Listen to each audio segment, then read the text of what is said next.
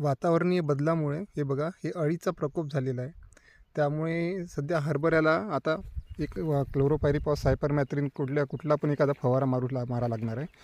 कारण की सध्या वातावरणामध्ये खूपच आभाळ कंटिन्यू आभाळ असल्यामुळे तुम्हाला हा एक फवारा आवश्यक आहे काढणं.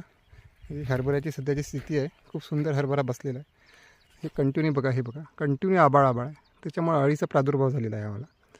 त्याच्यामुळे आणि ज्यांना जैविक पद्धतीने अळीचं आपल्याला नियंत्रण करायचं असेल तर एक बॅवेरिया बॅसिनिया नावाची एक बुरशी असते जी जमिनीवर वाढत असते. ती जी आहे ना ती अळीला खूप चांगला रिझल्ट देते जैविक पद्धतीने. तो त्याचं पण अळीवर खूप चांगलं नियंत्रण होते, अळी कंट्रोल होते त्यांनी. तर जैविक पद्धतीने पण तुम्ही जर शेती करत असाल तर एक बॅवेरिया बॅसिनियाची बुरशी लक्षात ठेवा. त्याचा हे आहे म्हणजे फवारा आहे, पावडर फॉर्मॅटमध्ये येते ते. तुम्हाला कृषी विभागातही मिळून. हरभऱ्याला फुटवा बघा किती सुंदर आलेला आहे, या प्रकारचा आहे.